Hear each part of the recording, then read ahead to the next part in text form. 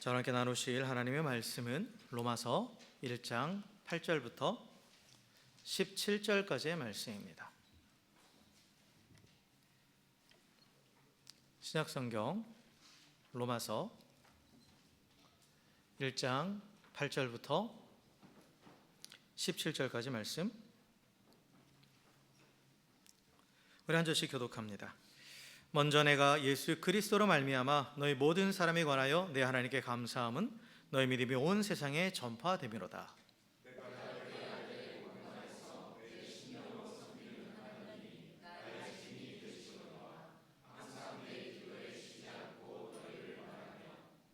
어떻게 하든지 이제 하나님의 뜻 안에서 너희에게로 나아갈 좋은 길 얻기를 구하노라.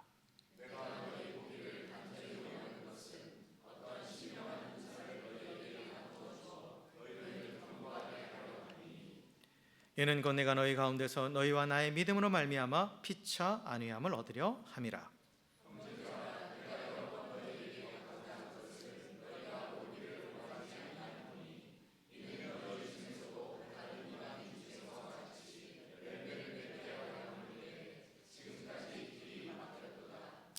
헬라인이나 야만인이나 지혜 있는 자나 어리석은 자에게 다 내가 빚진 자라.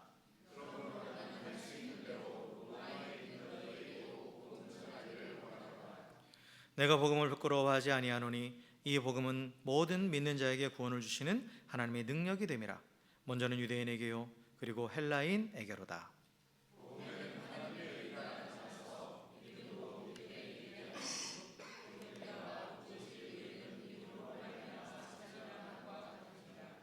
아멘. 아멘. 할렐루야. 할렐루야. 예, 우리 옆에 계신 분하고 이렇게 인사하겠습니다. 주의 사랑으로 사랑으로 축복합니다. 이렇게 인사하겠습니다.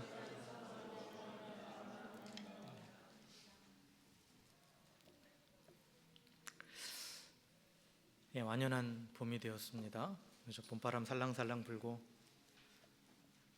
졸리기도 하고 꽃구경 가고 싶기도 하고 싱숭생숭 하시고 또 뭐 애들레이드 쇼도 지금 하고 있고 해서 또 여러 가지로 우리 마음이 좀 붕 뜰 수 있는데 또 그런 마음을 좀 우리가 차분하게 붙잡고 또 하나님 앞에 좀 예배했으면 좋겠습니다.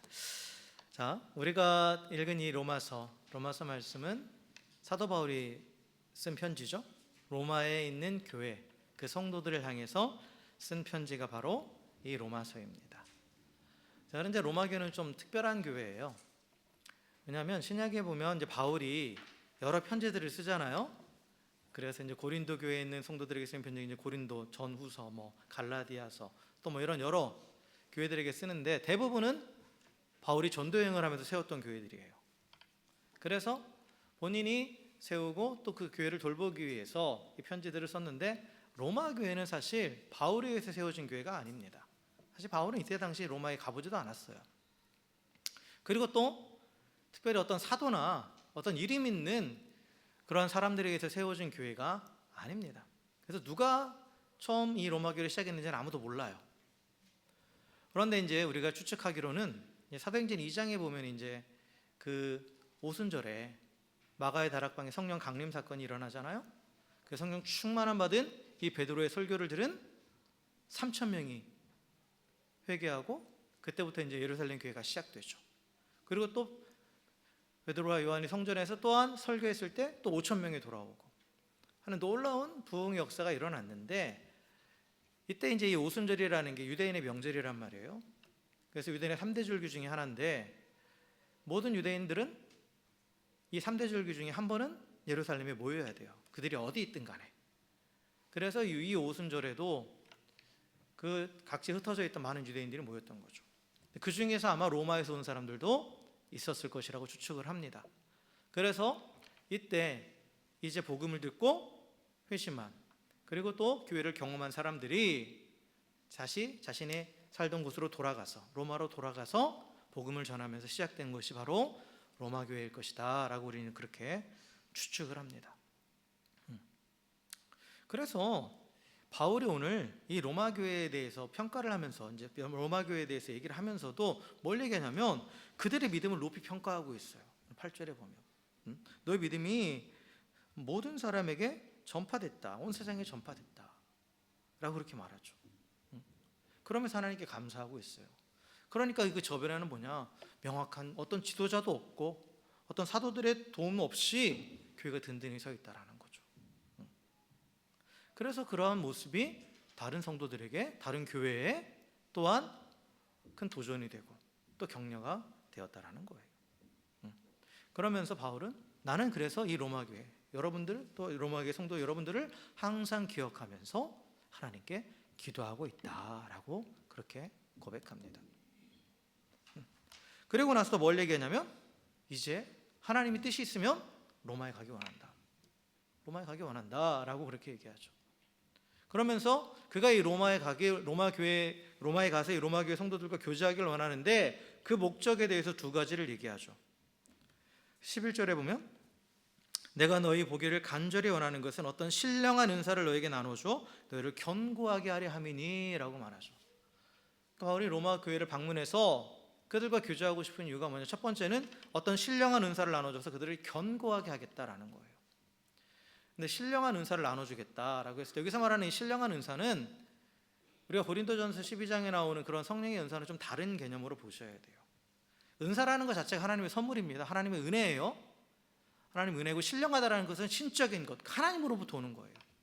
그래서 하나님으로부터 오는 모든 은혜를 가리키는 건데 그런데 우리가 뒤에서 쭉 보는 것도 종합해서 바울이 여기서 로마 교회와 나누기를 원했다는 건 뭐냐? 바로 복음입니다. 복음을 나눔으로써 교회를 더 든든히 세우기 원한다라는 거예요. 교회가 복음으로 시작됐지만 또한 교회를 더 견고하게 하는 것도 뭐냐? 복음이라는 거예요. 복음. 그래서 바울은 이 로마 교회 복음으로 시작했는데 그런데 또 더욱더 복음의 반석에 세우기 위해서 내가 이 로마 교회를 방문하기 원한다라고 그렇게 말하고 있는 거죠. 그리고 또 하나의 이유는 뭐냐?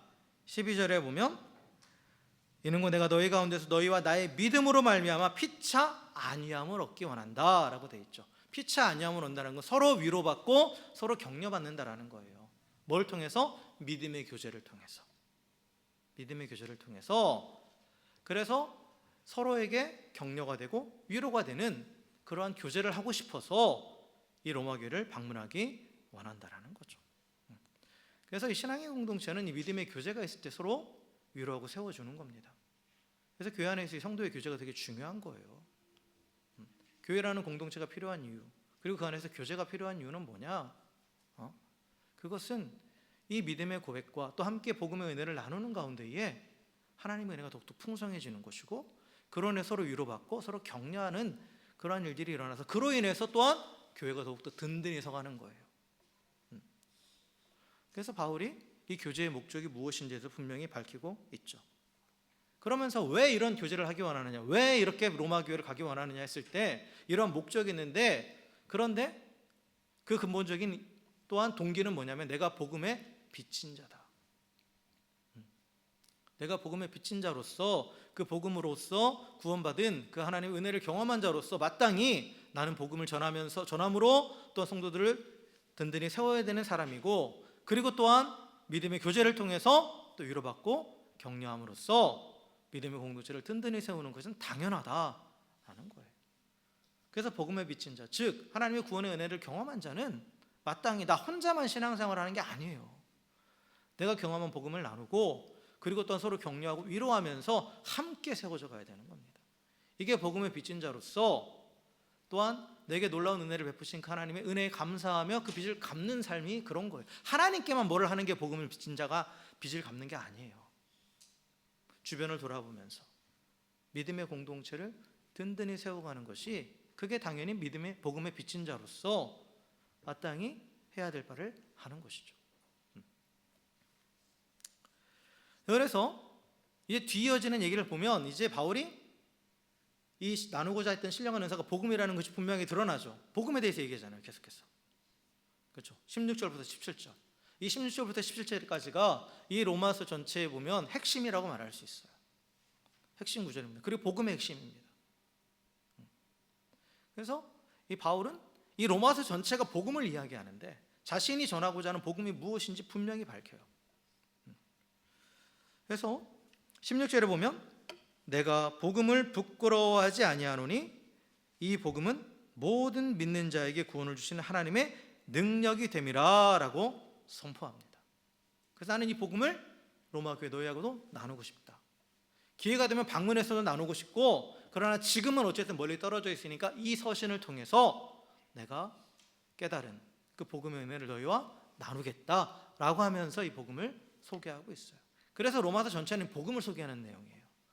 가장 체계적이고 또한 복음의 모든 내용들이 다 담겨 있는 그런 성경의 책을 하나 고르라 하면 바로 이 로마서입니다. 처음부터 복음을 전하기 위해서 쓰여진 책이에요. 그래서 이 바울은 이 복음에 대해서 얘기하면서 가장 먼저 뭐라고 하느냐? 나는 복음을 부끄러워하지 아니한다. 왜냐? 복음은 모든 믿는 자에게 구원을 주신 하나님의 능력이다 라고 선포하고 있죠. 자, 그렇다면 바울이 이 선포하는 복음이 무엇인가? 자, 그리고 복음이 뭐죠? 복음이 무엇입니까? 볶음, 기쁜 소식이죠. 말 그대로 하면 복된 소식이죠. 사실 이게 원어적인 표현이 맞아요. 복된 소식입니다. 유앙겔리온이라는 게 원래 기쁜 소식이라는 뜻입니다.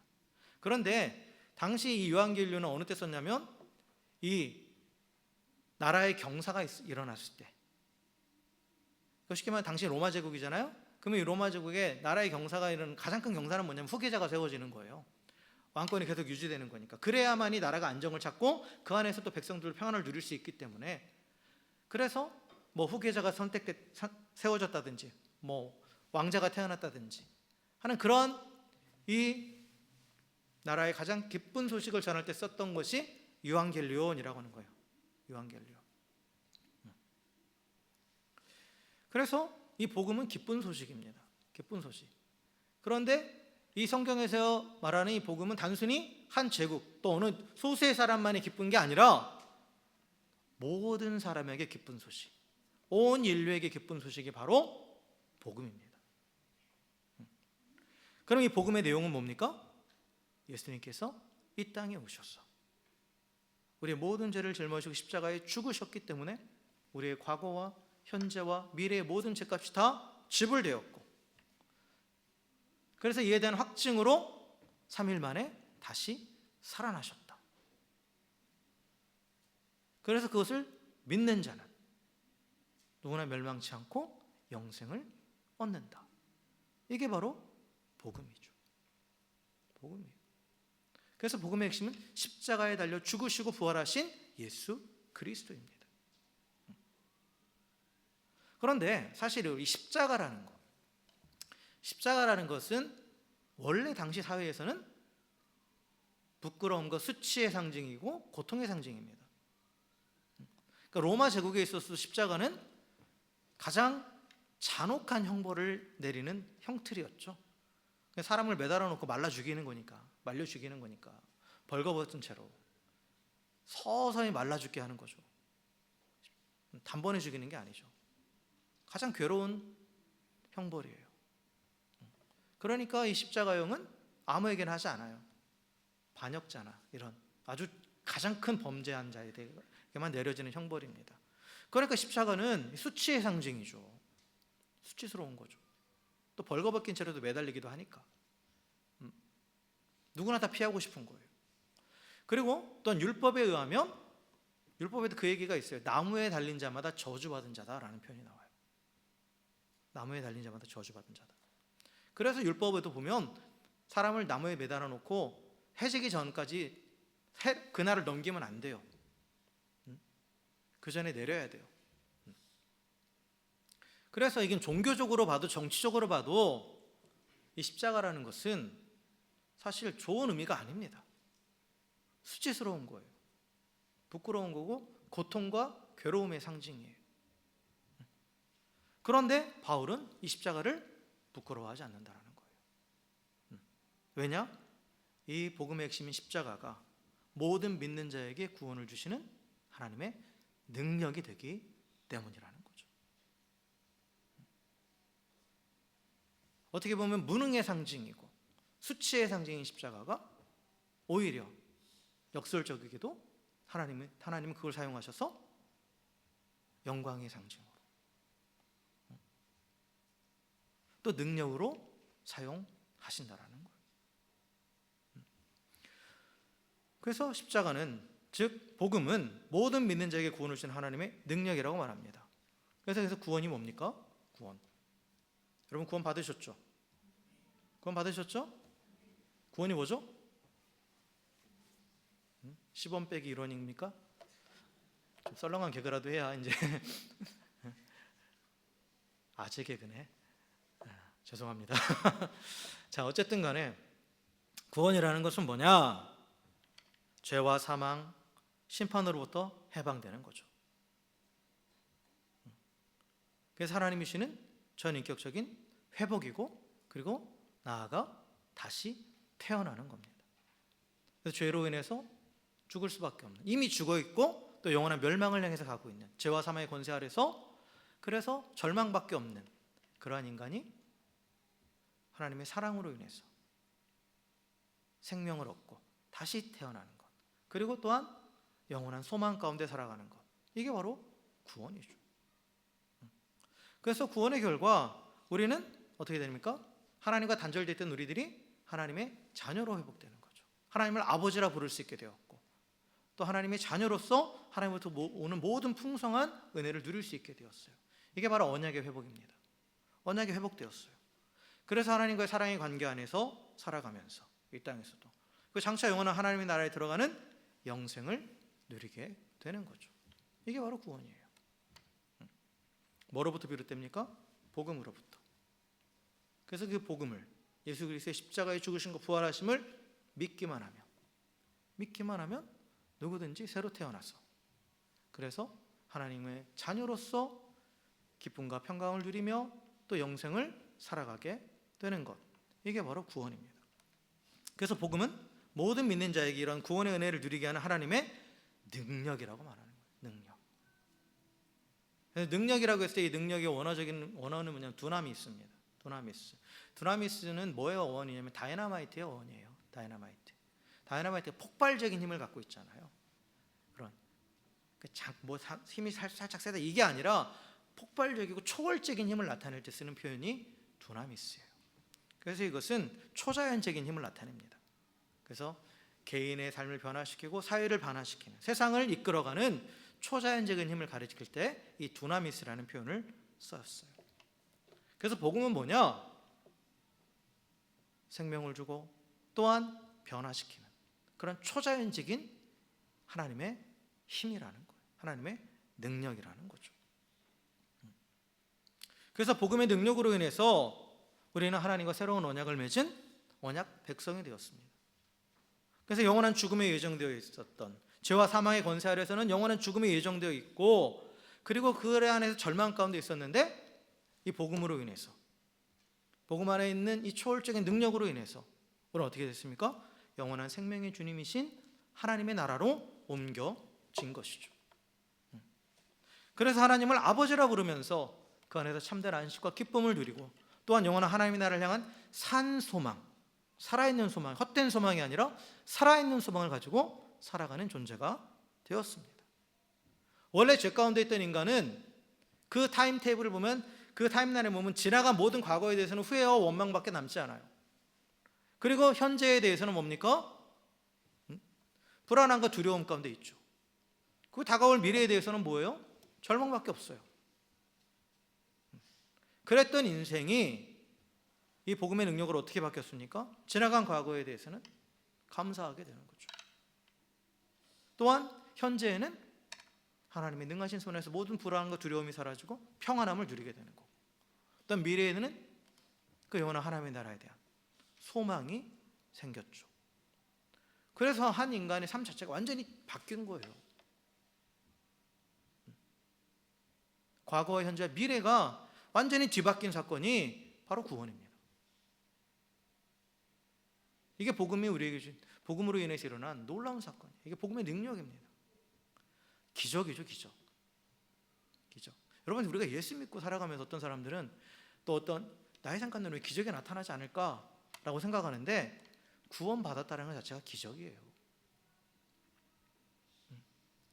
자연적인 변화가 아닙니다. 그거는 초자연적인 변화예요. 한 인생이 과거부터 현재 미래가 송두리째 바뀐다라는 거, 그것은 어느 누구도 설명할 수 없는 초자연적인 현상이고, 그건 그게 바로 가장 큰 기적입니다. 우리는 다 기적의 주인공이에요. 어떤 특정한 사건만이 기적이 아니에요. 그래서 우리는 그 기적을 경험한 자고, 그리고 지금도 또한 삶 가운데 하나님의 구원을 경험하면서 날마다 기적 가운데 살아가고 있어요. 그래서 이 복음의 능력이라는 것이 이례적으로 끝나는 게 아닙니다. 과거에 한번 예수 믿고 인생이 바뀌었다, 이걸로 끝나는 게 아니라 복음의 능력은 지속되는 거예요. 계속해서 지속되는 겁니다. 그래서 날마다 삶의 변화가 일어나고 계속해서 그 소망이 더 커져가고, 그리고 지속적으로 평안과 기쁨을 누리며 살아가는 그 삶이 바로 복음의 능력 가운데 살아가는 삶이에요. 자, 그런데 많은 그리스도인들이 그거는 인정합니다. 내가 예수 그리스도의 복음으로 인해서 구원받았다. 그래, 내 과거도 현재도 미래도 바뀌었다 라고는 고백은 하는데, 현재적으로 복음의 능력을 누리며 살아가느냐? 라고 했을 때는 대부분 그러지 못하죠. 그냥 과거 이례적인 이벤트, 아니면 그냥 막연한 소망, 이렇게만 가지고 있어요. 현재적으로는 그냥 구원 받았으니까, 그리고 이제 장차 하나님 나라 갈 거니까, 그냥 그러면서 현재적으로는 그 복음의 능력이 전혀 나타나지 않는 것처럼 그렇게 살아가고 있다라는 거죠. 그러나 복음의 능력은, 복음으로 인해서 나타나는 구원의 능력은 이례적인 이벤트가 아니고 막연한 소망이 아니에요. 현재 진행형입니다. 지금도 계속해서 우리는 구원의 능력 가운데 살아가고 있어요. 그걸 누릴 수 있어요. 근데 그게 왜 안 누려지느냐, 왜 그걸 깨닫지 못하느냐라고 했을 때 이 공식이 중요합니다. 다시 한번 말씀을 들여다보면, 16절에 들여다보면, 복음은 모든 믿는 자에게 구원을 주시는 하나님의 능력이 된다라고 그랬어요. 복음이 구원을 주는 능력이 되기 위해서는 중간에 뭐가 있어야 돼요? 믿는다라는 믿음이 작동을 해야 되는 거예요. 복음이 내 삶 가운데에 과거적인 이벤트로 끝나 있고 미래적인 다 막연한 소망으로만 남아 있다라면 뭐가 문제인 거예요? 그것이 내 삶의 구원의 능력으로 작동하게 하는 믿음의 문제가 생긴 거예요. 그 믿음이 문제가 있기 때문에, 믿음이 고장났기 때문에, 또 다른 표현으로 하면 믿음이 죽어있기 때문에 현재적인 복음의 능력을 누리지 못하는 겁니다. 그 구원의 은혜를 날마다 경험하지 못하는 거예요. 그래서 이 복음의 능력인 구원의 은혜를 현재적으로도 그리고 지속적으로도 우리가 누리기 위해서는 우리의 믿음이 바로 서야 돼요. 온전한 믿음으로 회복되어야 됩니다. 그래서 우리가 믿는다는 표현을 많이 쓰고 믿음에 대해서는 우리가 다 알고 있어요. 그러나 정확한 믿음의 개념이 무엇인지, 그리고 그 믿음으로 인해서, 복음을 믿음으로 인해서 일어나는 사건들이 무엇인지 우리가 그것에 대해서 명확한 지식이 없기 때문에 그 온전한 믿음을 지키지 못해요. 고백하는 것처럼 믿음으로 살아가지 못해요. 그래서 믿음이 무엇이냐라는 것을 다시 한번 우리가 들여다봐야 됩니다. 자, 믿음이라는 것은 단순히 내가 믿습니다 하고 동의하는 걸로만 끝나는 게 아닙니다. 믿음에는 명확한 대상이 있습니다. 제가 항상 물어보잖아요. 여러분 믿으세요? 네, 아멘 하면 뭘 믿으세요? 라고 물어보잖아요. 믿음에는 명확한 대상이 있어요. 믿음은 뭘 믿는 거냐? 하나님의 말씀을 믿는 거예요. 하나님의 약속을 믿는 겁니다. 그 하나님의 약속이 내 안에 소망으로 자리 잡는 게 믿음이에요. 그런데 하나님의 말씀이 내 안에 소망으로 자리 잡아서 내 삶을 변화시키는 그 구원의 은혜를 경험하게 하는 능력이 되기 위해서는 단순히 지적으로만 동의해서 끝나는 게 아닙니다. 물론 출발점은 지적인 동의죠. 지적으로 알아야죠. 말씀을, 그 약속이 무엇인지를 알아야죠.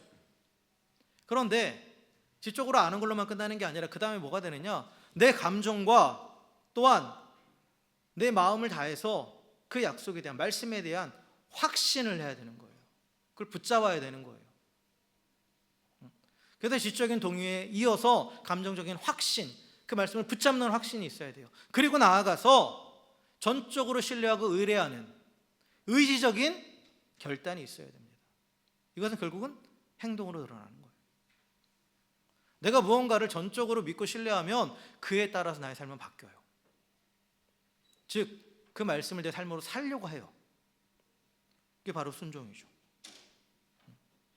그래서 지적인 동의를 넘어서서 감정적으로 그 말씀에 사로잡히는 확신이 있어야 되고, 정신적으로 사로잡히는 확신이 있어야 되고, 그리고 의지적으로 그 말씀을 삶으로 살아내려고 하는 그런 의지적 결단이 따라오는 것이 온전한 믿음입니다. 그래서 그 온전한 믿음이 있을 때 우리가 구원을 받는 거예요.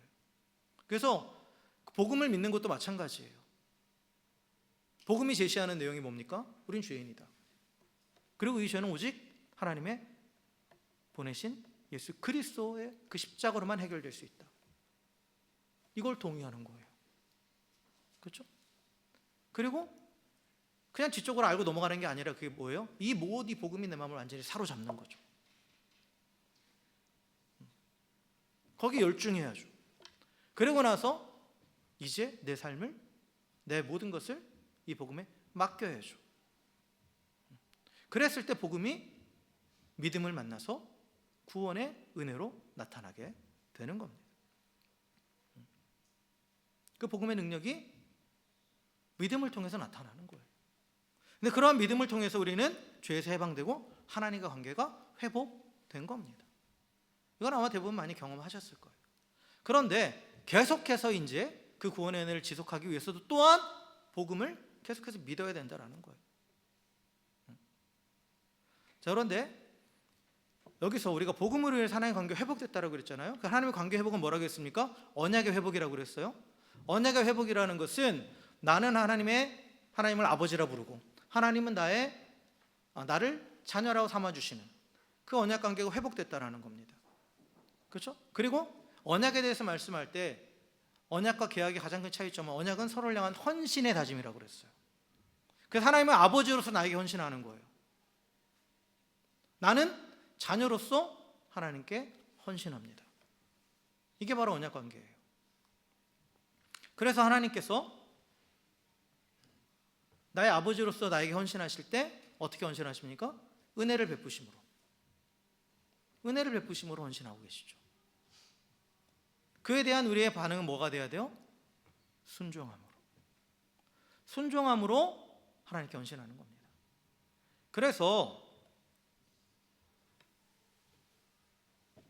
언약 관계는 사랑의 관계인데 사랑하기 때문에 헌신하는 거예요. 서로. 하나님 우리를 사랑하시기 때문에 우리에게 헌신하십니다. 은혜를 베푸심으로. 우리는 우리 또한 그 사랑에 반응해서 하나님을 사랑하기 때문에 하나님께 헌신합니다. 어떻게? 순종함으로. 그래서 처음 구원받는 믿음은 이 관계를 회복시켜 주는 거예요. 하나님을 사랑할 수 있게 만들어 준 거예요. 본질상 죄인은 하나님을 거부하고 자신을 더 사랑하고 하나님과 관계를 단절시켜 버린 건데, 복음 또한 하나님의 사랑인데 그 사랑의 능력으로 다시 그 사랑의 관계를 회복시켜 준 거예요. 그래서 그걸 믿음으로써 우리는 그 사랑의 관계가 회복되었어요. 그런데 처음 우리가 구원받았을 때 가졌던 그 믿음은 이제 그 자리에 머물러 있는 게 아니에요. 하나님 관계가 회복됐기 때문에 이제 뭐로 나타나는 거예요? 순종으로 나타나는 거예요. 그러니까 믿음이라는 것은 그 자리에 머물러 있는 게 아닙니다. 처음 예수 믿을 때, 구원받았을 때 가졌던 그 믿음, 그 사랑에 전적으로 내가 동의하고 받아들였던 그 믿음이 그대로 있는 게 아니라 이제 그로 인해서 내가 변화됐기 때문에 하나님과 관계 안에 살아가는 존재로 바뀌었기 때문에 그 사랑, 그 믿음이 이제 뭐로 바뀌는 거예요? 순종하는 믿음으로 바뀌는 거예요. 순종하는 믿음으로.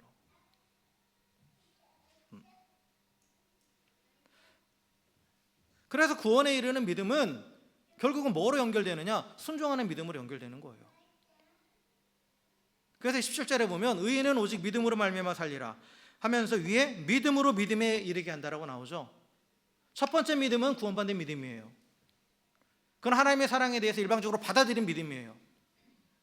그런데 그 사랑을 받아들여서 관계가 회복된 사람은 이제 어떤 믿음으로 바뀌어요? 나도 하나님을 사랑하니까 순종하는 믿음으로 나아가는 거예요. 그런데 여전히 그냥 구원받는 믿음에만 머물러 있으면 복음의 능력이 더 이상 나타나지 않는 거예요. 그 하나님의 사랑의 관계 안에서 누릴 수 있는 기쁨과 평안, 이런 것들을 누리지 못해요. 그냥 의무적인 관계가 되는 겁니다. 여러분, 우리가 흔히 그런 말 하죠. 복종하기까지 하나님께 순종하라. 그런데 하나님이 원하시는 건 복종 아니에요. 분명히 아셔야 돼요. 복종은 권위에 근거한 의무입니다. 의무.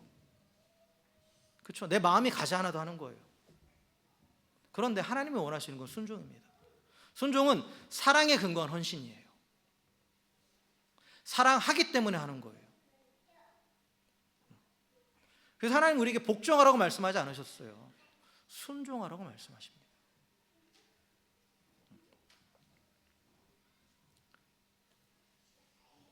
그래서 처음에 우리가 그 하나님이 일방적으로 베푸신 구원의 은혜, 그 복음을 받아들인 그 믿음은, 그 믿음으로 인해서 내가 회복되었다라면 하나님을 사랑할 수밖에 없고, 그리고 그 하나님을 사랑하기 때문에 순종하는 거예요. 헌신하는 거예요. 여러분, 내가 사랑하는 사람이 있을 때 그 사람을 기쁘게 하는 게 내 기쁨이죠. 연애할 때 해보셨잖아요. 내가 뭘 가지고 헌신하든 다 갖다 바쳐도 그 상대방이 기뻐하면 기쁘죠. 사랑하면 모든 걸 다해서 상대방의 유익을 구하고 그것을 위해서 기꺼이 나를 헌신합니다. 여러분, 자녀들에게 헌신하는 게 그런 이유죠. 하나님이 우리를 사랑하신 것도 마찬가지예요. 하나님이 우리를 사랑하셨기 때문에 우리 유익을 위해서 모든 걸 주신 거예요. 가장 큰 유익, 구원을 위해서 모든 걸 주신 거예요. 그리고 구원받은 우리를 보시면 하나님 기뻐하시는 거죠. 그래서 또한 그 구원으로 인해서 하나님을 사랑할 수 있게 변화된 우리들은 이제 순종함으로, 하나님의 뜻과 하나님의 명령에 순종함으로 하나님을 기쁘시게 하고자 하는 마음이 생기는 겁니다. 그래서 여러분, 헌신과 순종의 동기, 사랑이라는 사실 절대 잊어서는 안 돼요. 그리고 복음이 하나님의 능력이라고 했을 때, 하나님의 능력 가운데 가장 큰 능력이 뭔지 아세요? 사랑이에요. 사랑입니다. 사랑의 모든 걸 다 포함하는 거예요. 하나님의 전능하심, 어쩌고 구원을 사실 모든 그 능력들 있죠. 죽은 자를 살리신 능력, 그 모든 걸 다 포함하는 능력이 바로 사랑입니다. 사랑. 그래서 복음은 곧 사랑이에요. 복음의 능력 안에 살아간다는 건 사랑 안에 살아간다는 겁니다.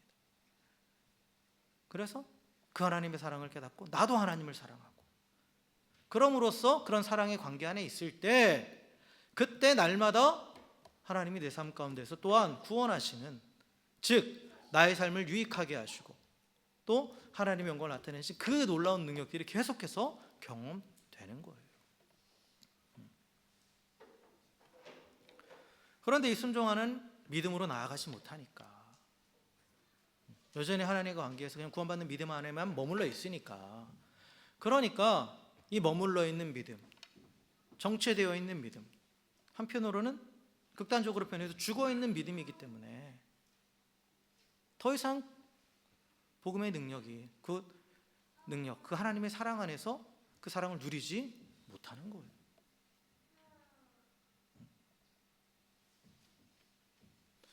그래서 우리 믿음은 믿음에서 믿음으로 나아가야 돼요. 구원받는 믿음에서 순종하는 믿음으로 나아가는 거고, 이 결론적으로 예전에 이 설교 한번 한 적이 있었는데, 갈라디아서 연결하면 순종으로 나아간 믿음은 결국 뭐로 나타나요? 사랑으로 나타나는 믿음이에요. 모든 게 다 사랑으로 연결이 되는 겁니다.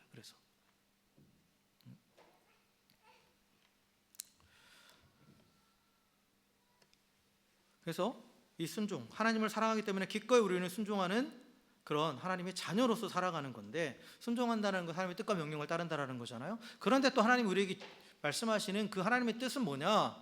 성경이 말하는 대표적인 하나님의 뜻이 뭐죠? 항상 기뻐하라, 쉬지 말고 기도하라, 범사에 감사하라, 이는 그리스도 예수 안에서 너희를 향하신 하나님의 뜻이다라고 그렇게 선포하고 있죠. 하나님 우리가 기뻐하기 원하세요. 그런데 이 기쁨을 누리기 위해서는 어떻게 해야 돼요? 항상 쉬지 말고 기도해야 돼요. 그 쉬지 말고 기도한다라는 건 뭐예요? 범사에 감사한다. 범사에 하나님을 기억하는 거예요. 그 하나님의 사랑을 기억하면서 계속해서 기도하며 나아갈 때 계속해서 하나님과 관계 안에서 우리가 충만하게 채워지고 우리가 기쁨을 누리게 됩니다. 근데 그게 하나님의 뜻이에요. 그러니까 그 뜻이 이룰 때 하나님도 기뻐하시는 거예요. 여러분, 내가 하나님의 기쁨이 되기 원한다 그러시잖아요. 그럼 어떻게 하면 돼요? 내가 하나님으로 기뻐하면 되는 거예요. 그리고 또 하나님께서 우리에게 하신 명령이 있죠. 예수님께서 다 계명을 추스려서 하나로 하신 계명, 세 계명을 주셨죠. 그게 뭐예요? 서로 사랑하라. 내가 너희를 사랑한 것 같이 서로 사랑하라. 이건 뭐예요? 서로예요. 하나님의 사랑받는 자녀들끼리 서로 사랑하는 거. 여러분 형제들끼리, 여러분 자녀들 형제들끼리 서로 사랑하는 거. 그걸 보고 부모는 기뻐하는 거죠. 맨날 지지고볶고 싸우면서 막 치고받고 싸우고 막 서로 막 으르렁거리고, 그거 보면서 기뻐할 부모가 누가 있어요? 하나님이 사랑하시는 그 성도들끼리 서로 뜨겁게 사랑하는 그것을 통해서 하나님은 기뻐하신다라는 거예요. 그래서 이렇게 하나님의 뜻과 하나님의 명령을 따라 순종하며 살아갈 때, 그때 우리의 믿음은 뭐가 되는 거예요? 순종하는 믿음이 되는 거고, 그 믿음으로 인해서 하나님 기뻐하시고, 또 계속해서 우리가 하나님과 사랑의 관계 안에서 날마다 우리를 구원하시는 그 하나님의 은혜를 경험하게 되는 겁니다. 삶의 구원이라는 것, 날마다 베풀어 주신 그 하나님의 은혜를 깨닫게 되는 거예요.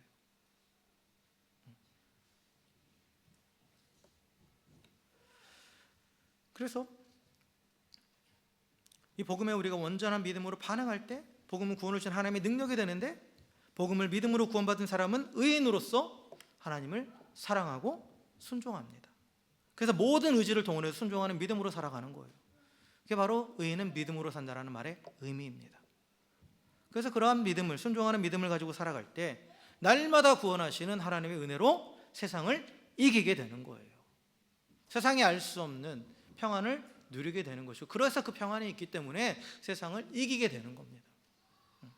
그리고 나아가 주님을 닮아가는, 예수님을 닮아가는 삶의 변화가 일어나는 거죠. 그러기에 중요한 건 믿음을 회복하는 거예요. 나의 믿음이 어떤 믿음인가를 항상 돌아봐야 돼요.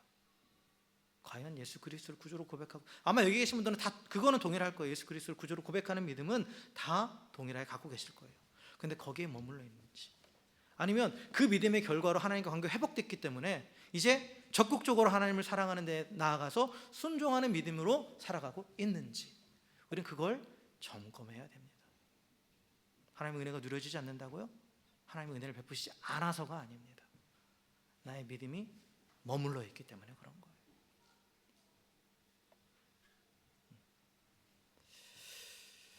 자, 말씀을 정리하겠습니다.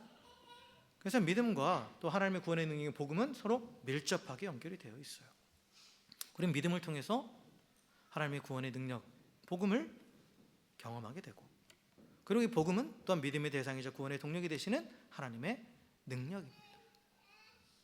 그리고 다시 말하면 이 복음은 곧, 하나님의 능력은 곧 사랑입니다. 사랑.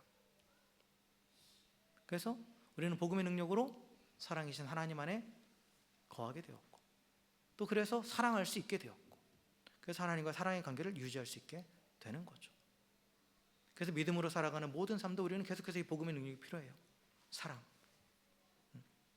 그래서 그 사랑을 통해서 우리는 단순히 죄 용서함 받는 걸로 넘어서서 삶이 근본적으로 변화되어 가고, 또 하나님과 올바른 관계 안에서 또 이웃과 관계도 또 그 사랑의 관계를 맺으면서 이 땅에서 하나님 나라를 이루어 가는 겁니다.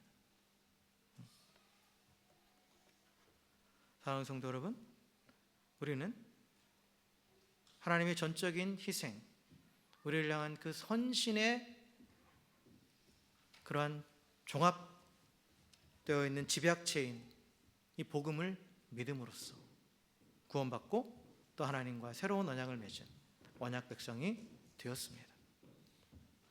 영원한 죽음이 예정되어 있는 죄와 사망의 권세에서 영원한 생명을 주시는 하나님의 나라로 옮겨졌습니다. 그래서 하나님을 아버지라 부르며 사랑의 관계 안에서 참된 안식과 기쁨을 누리고 영원한 하나님의 나라를 향한 산 소망을 가지고 살 수 있게 되었습니다. 그런데 혹시 믿는다 하면서도 이런 구원의 능력이 내 삶에서 누려지지 않습니까? 그렇다면 믿음을 점검하십시오. 나의 믿음이 처음 구원받는 그 상태에 머물러 있지는 않은지, 예수님을 구주로 믿고 구원을 확신하는데 과연 순종하는 삶으로 이어지고 있는지. 만약에 순종하는 믿음으로 이어지지 않고 있다면 우리는 그 믿음을 다시 살려야 돼요. 근데 그 믿음을 다시 살리는 방법은 딱 하나예요. 다시 사랑으로 돌아가는 거, 복음으로 돌아가는 거예요. 그래서 복음이 계속 필요한 거예요. 우리는 과거에 이례적으로 구원받고 복음이 이제 나건 이제 끝이야, 이게 아니라 매 순간 복음으로 돌아가야 됩니다. 다시 골고다 언덕으로 돌아가서 사랑 때문에 십자가에 달리신 예수님을 바라봐야 돼요. 그 십자가를 바라보면서 하나님 먼저 베푸셨고 지금도 베풀고 계시고 영원히 베푸시는 그 사랑을 기억해야 됩니다. 그래서 십자가에 쏟으신 그 사랑을 기억하고 그 사랑에 내가 잠길 때 다시 한번 내 안에 하나님을 향한 사랑이 일어나는 거예요. 그래서 그 사랑으로 순종하는 겁니다. 그러면 기쁘게 순종하는 겁니다. 사랑이 회복되지 않은 상태에서 살려니까 힘들게만 한 거죠. 의무만 남는 거죠. 그래서 날마다 십자가 앞으로 나아가서, 그래서 우린 매일 나아가야 돼요. 매일 복음으로 돌아가야 돼요. 그래서 그 사랑에 잠길 때 죽어있던 믿음이 살아나는 겁니다. 그 사랑 안에서. 그러함으로 또한 순종하는 믿음으로 이어지는 거죠. 사랑하는 성도 여러분, 우리는 예수 그리스도의 십자가의 복음을 믿음으로 하나님과 사랑의 관계가 회복된 의인인 줄을 믿으시길 주의 이름으로 간절히 축원합니다. 그러하기에 하나님의 사랑 안에 살고 있고 또 하나님을 사랑할 수 있는 그러한 자들임을 잊지 마시길 주의 이름으로 간절히 축원합니다. 그래서 이 사랑 안에서 하나님과 관계를 유지하기 위해서 지속적으로 먼저 우리에게 보여주신 그 사랑, 그 사랑의 상징인 십자가 앞으로 날마다 나아가십시오. 그 날마다 그 십자가의 사랑에 더 깊이 잠기십시오. 그래서 그 사랑으로, 하나님의 사랑으로 또한 하나님을 향한 그 사랑에 다시 불일 듯 일어나서, 그래서 하나님을 사랑하기에 순종하는 믿음으로 살아가는 우리 모두가 되길 주의 이름으로 간절히 축원합니다. 그래서 그 순종하는 믿음을 통해서 또한 이 땅에서도 하나님이 주시는 평안과 기쁨을 누리고 또한 우리의 삶의 이유 되시는 구주님을 날마다 증거하면서 또 영원한 하나님의 나라를 향해서 날마다 나아가는 우리 모두가 되기를 다시 한번 주의 이름으로 간절히 축원합니다. 함께 기도하겠습니다.